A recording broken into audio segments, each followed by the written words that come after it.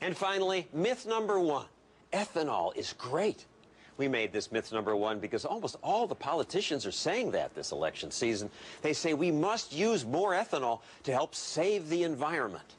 But is it true? Ramp up the availability of ethanol by... Both Democrats and Republicans. Look at the smiles.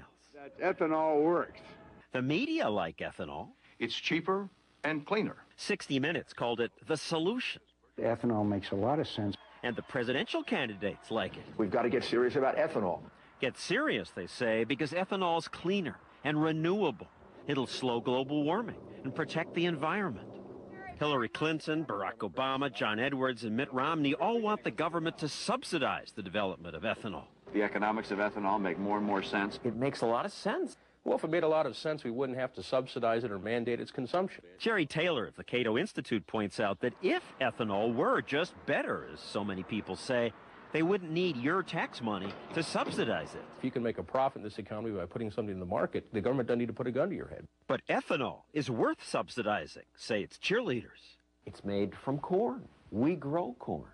It's natural. Just makes it sound better. But it turns out that it takes just about as much energy to produce ethanol as you get when you burn ethanol. It takes a lot of fossil fuels to make the fertilizer, to run the tractor, to build the silo, to get that corn to a processing plant, to run the processing plant. And ethanol cannot be moved in pipelines the way gasoline is because ethanol degrades. So using ethanol means using many more big polluting trucks. To move the corn from the fields of the processing plant, and then to move that corn ethanol from the Midwest to the coast. That takes a tremendous amount of energy.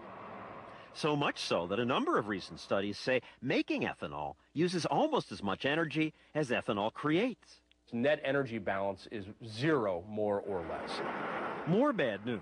The increased push for ethanol has led to a sharp increase in corn growing, which means much more land must be plowed. And that means much more fertilizer. Much more water must be used on farms, and more pesticides. So why are politicians so in love with ethanol? Almost every politician says this is a great thing. It's no mystery that people who want to be president support the corn ethanol program.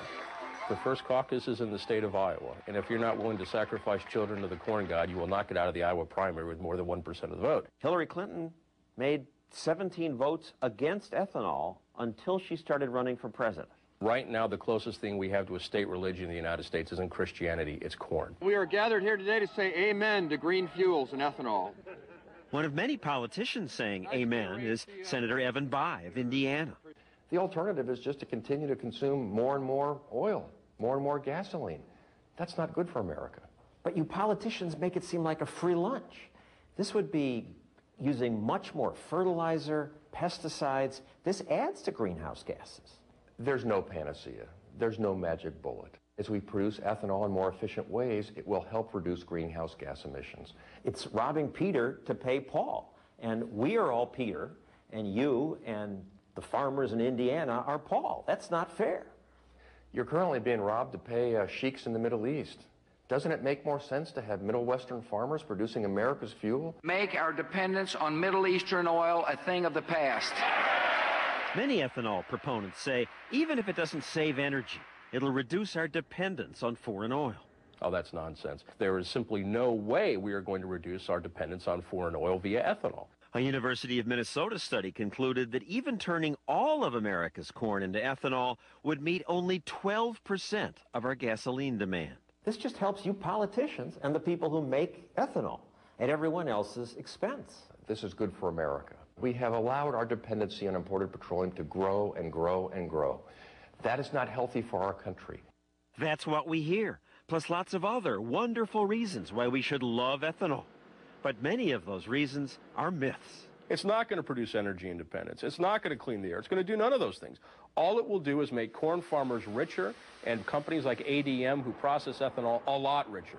It'll make every one of us who aren't in that business poorer.